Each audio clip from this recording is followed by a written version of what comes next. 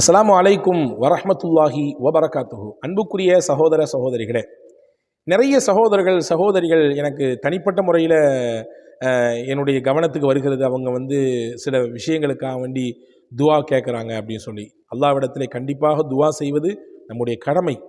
அதே நேரத்தில் துவாவை மட்டும் செய்துவிட்டு இபாதத்துகளில் கவனம் எடுக்காமல், தொழாமல், இன்ன பிற விஷயங்களிலே கவனமில்லாமல், ஹலால் ஹராமிலே கவனமில்லாமல் இருப்பது என்பது அது முறையானதாக இருக்காது என்பதை உங்களுடைய கவனத்திற்கு ஆரம்பமாக பதிவு செய்துவிட்டு, கடன் இன்னைக்கு நிறைய பேரை ஆட்டி படைச்சிக்கிட்டு இருக்குது இல்லையா? வட்டியில் போய் விழுந்துடுறாங்க. தேவையில்லாத விஷயங்களில் போய் முகம் கொடுத்து கடனில் சிக்கி நிறைய குடும்பங்கள் நெருக்கடிக்குள்ளாகி, அதாவது சொல்லுவாங்கல்ல, கணத்தை நெருக்கிது கடன், அந்த அளவுக்கு தற்கொலை செய்கிறது ஹராம்ங்க. ஆனால் எனக்கு இருக்கக்கூடிய கடன் பிரச்சனை என்னை அங்கிட்டு கொண்டு போய் தள்ளிடுமோன்னு பயப்படுறேன் அப்படின்னு சில சகோதரர்கள் சொல்வதை நான் கேட்கிறேன். அன்பான சகோதரர்களே, வல்ல அல்லாஹ்விடத்தில் கடனிலிருந்து பாதுகாப்பு தேடுங்கள். பெருமானா ஸல்லல்லாஹு அலைஹி வஸல்லம் ரொம்ப அழுத்தம் திருத்தமாக சொன்ன விஷயம், கடனிலிருந்து பாதுகாப்பு தேடுங்கள் என்று சொல்லிக்கொண்டே இருந்தாங்க. எந்த அளவுக்குன்னா, அல்லாஹும்ம இன்னி அஊது பிக்க மினல் மக்ரமி வல் மஅஸமி, இந்த துவாவை திரும்ப ஓதிட்டே இருப்பாங்க. கடனின் பக்கம் நமக்கு முகம் கொடுக்கவே கூடாதுன்னு நினைக்கக்கூடியவங்க, கடனில் போய் நம்ம சிக்கிறவே கூடாதுங்க.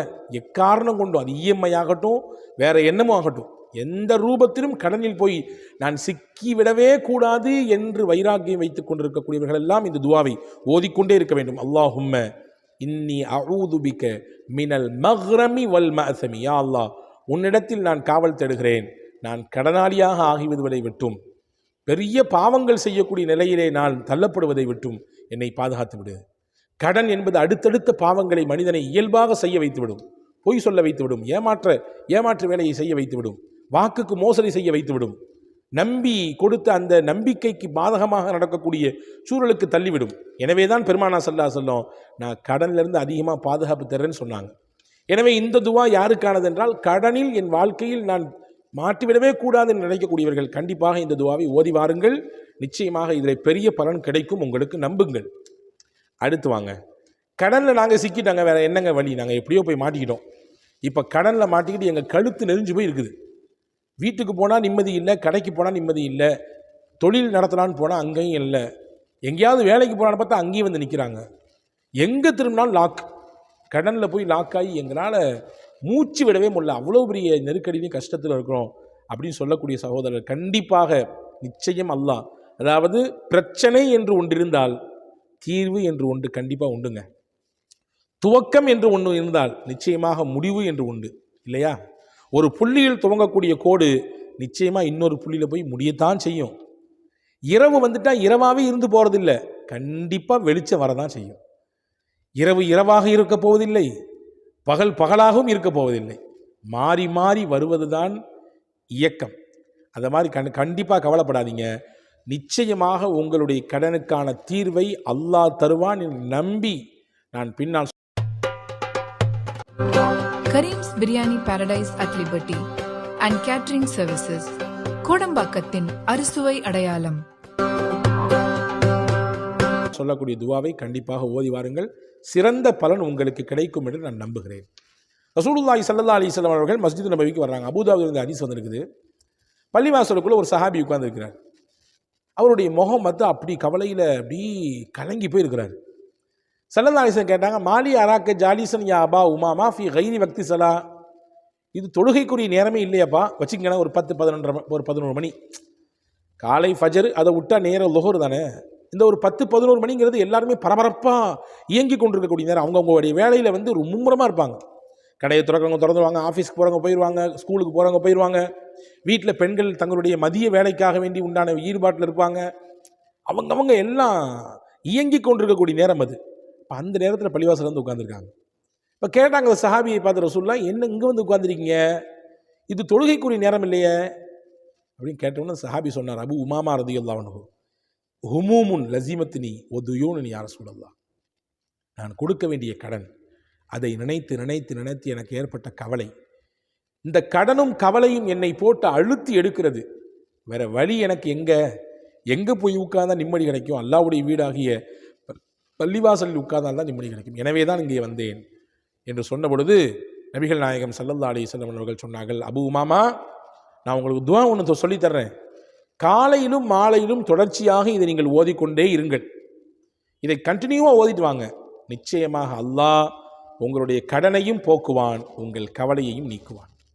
உங்கள் கடனும் போகும், கவலையும் நீங்கும், மகிழ்ச்சி கிடைக்கும் என்று பெருமானார் ஸல்லல்லாஹு அலைஹி வஸல்லம் சொல்லிட்டு இந்த துவாவை கற்றுக் கொடுத்தாங்க. எனவே அன்பான சகோதரர், யாரெல்லாம் அப்படியான கடனை சிக்கிருக்கீங்களோ நீங்கள் ஒரு உறுதி வச்சுக்கோங்க, இனிமேல் நான் வட்டிக்கு யாரிடத்திலும் கடன் வாங்க மாட்டேன், வட்டிக்கு போய் விழமாட்டேன் என்று உறுதி வையுங்கள். பல சகோதரர்களுக்கு நான் சொல்வதுண்டு, நீங்கள் நகைகளை போய் அடகு வைத்து அதிலிருந்து கிடைக்கக்கூடிய பணத்தை வைத்து ஒரு சில காரியங்கள் நிறைவேற்றான்னு நினைக்கிறீங்க. ஆனால் அதுதான் உங்களுக்கு பெரிய பிரச்சனையாக தலைவலியாக வந்து விடியுது. ஏன்னா அவன் வட்டிக்கு தான் தர்றான் கடன், இல்லையா?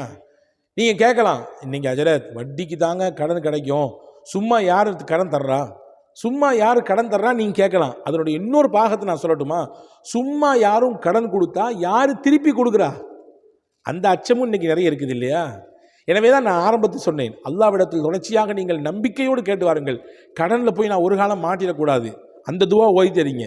சரி, வேறு வழி இல்லை, இப்போ மாட்டிக்கிட்டீங்க, கடனில் சிக்கி தவிச்சிட்டு இருக்கீங்க, வல்ல அல்லாஹ்விடத்திலே விரைவாக இருந்து வெளியேற வேண்டும் என்று நீங்கள் துவா செய்யுங்கள். வட்டியின் பக்கம் இனிமேல் நான் தலை கொடுத்து விட மாட்டேன், அங்கே போய் நின்று விட மாட்டேன் என்று உறுதியாக நில்லுங்கள். ஏன்னா இன்றைக்கி எல்லாத்தையும் நம்ம கடனாளியாகவே வைக்கணும்னு ஆசைப்படுது. இன்றைக்கி நம்மளை சுற்றி இருக்கக்கூடிய எல்லாமே, பேங்க் ஆகட்டும், நம்மள்கிட்ட வாங்கக்கூடிய திங்ஸ் பொருட்களாகட்டும், எல்லாமே நம்மளை கடனாளியாக வச்சுக்கணும்னு ஆசைப்படுது.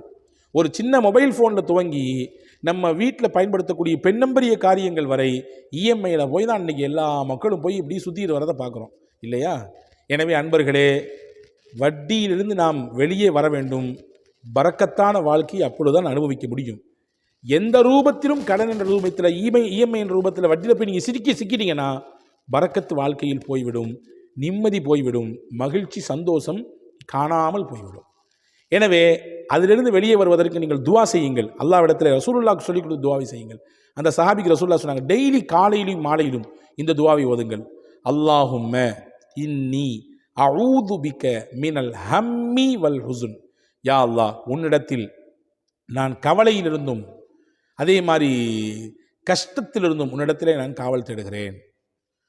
வஅஊது பிக்க மினல் அஜிஸி வல் கஸல். யா அல்லாஹ், நான் இயலாமையில் ஆகிவிடுவதை விட்டும் சோம்பேறியாக இருப்பதை விட்டும் காவல் தேடுகிறேன். வ மினல் ஜுப்னி வல் புகுல், கோழையாக இருப்பதை விட்டும் கஞ்சத்தனத்தோடு வாழ்வதை விட்டும் காவல் தேடுகிறேன். வமின் கலபத்தி தைனி வ கஹ்ரி ரிஜால், கடன் என்னை மிகைப்பதை விட்டும் பிறரால் நான் அடக்கி ஆளப்படுவதை விட்டும். சுதந்திரமாக இருக்கணும், நான் யாருக்கும் அடிமையாக இருக்கக்கூடாது, யாருடைய கைப்பாவையாக நான் இருக்கக்கூடாது. அவங்க ஆட்டினா ஆடுறது, அவங்க ஆடாட்டி அமைதியாக இருக்கிறது, அப்படிலாம் இல்லை. நான் சுதந்திரமாக இருக்கணும், தன்னிச்சையாக. அதே நேரத்தில் நான் தன்னம்பிக்கையோடு தனித்து நான் என்னுடைய வாழ்க்கையை போராடி வெல்ல வேண்டும். யாருக்கும் அடிமையாக, யாருக்கு கீழேயும் ஆட்டக்கூடிய ஆட்டப்படுகிற நபர்களாக ஆயிடக்கூடாது. இந்த விஷயத்தை கொண்டு அல்லாஹ்விடத்தில் பாதுகாப்பு தேடுங்கன்னாங்க. அப்போ கடன் மிகைப்பதை விட்டும் பிறரால் அடக்கி ஆளப்படுவதை விட்டும் காவல் தேடுகிறேன் என்று சொல்லுங்க. இந்த 4 விஷயத்தை 4 வார்த்தை சொல்லி கொடுத்தாங்க ரசூலுல்லாஹ். மினல் ஜுப்னி வல் புகுல், கோழைத்தனத்தை விட்டும் கஞ்சத்தனத்தை விட்டும் காவல் தேடுகிறேன். அதே மாதிரி மினல் அஜிஸி வல் கஸல், இயலாமையாகி ஆகிவிடுவதை விட்டும் சோம்பேறியாக இருப்பதை விட்டும் காவல் தேடுகிறேன். கடுமையான கடன் சுமையை விட்டும் அதே மாதிரி பிறரால் அடக்கி ஆளப்படுவதை விட்டும் காவல் தேடுகிறேன். கவலையை விட்டும் மன அழுத்தத்தை விட்டும் காவல் தேடுகிறேன்.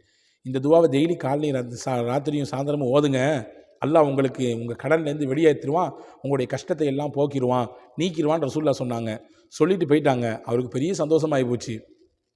இந்த துவாவை ஓத தொடங்கினார். ஓதிட்டு சும்மா வீட்லேயே உட்காந்துருக்கல, அதற்கான முயற்சியை செய்ய ஆரம்பித்தார். அபு உமாமா ரலியல்லாஹு சொல்கிறாங்க, நான் அந்த துவாவை ஓத துவங்கி ஒரு சில நாட்களிலேயே அல்லாஹ் எனக்கு வழியை காண்பித்தான், கடனை அடைப்பதற்கான சூழலை ஏற்படுத்தி கொடுத்தான், என்னுடைய கடனும் நீங்கியது, என்னுடைய மனபாரமும் போனது, எனக்கு மகிழ்ச்சியையும் ஆனந்தத்தையும் சந்தோஷத்தையும் அல்லாஹ் திருப்பி தந்தான். அன்பான சகோதரர்களே, இந்த துவா கடனிலிருந்து வெளியே அதற்கான வழியை உங்களுக்கு காட்டித்தரக்கூடியது. ஒரு சின்ன பொறி தான், அந்த பொறி நமக்கு தட்டி போச்சுன்னா ரூட்டை கண்டுபிடிச்சு போயிடும், இல்லையா? அந்த பொறியை தட்டுவதற்கான ஏற்பாட்டை இந்த துவாவின் மூலமாக அல்லாஹ் உங்களுக்கு தந்து விடுவான். எனவே நம்பிக்கையோடு ஓதுங்கள். நிச்சயமாக அல்லாஹ் கடனிலிருந்து உங்களையும் எம்மையும் எல்லா மக்களையும் அல்லாஹ் காத்தரட்சிப்பானாக. வஸ்ஸலாம். அஸ்ஸலாமு அலைக்கும் வரஹ்மத்துல்லாஹி வபரகாத்துஹு.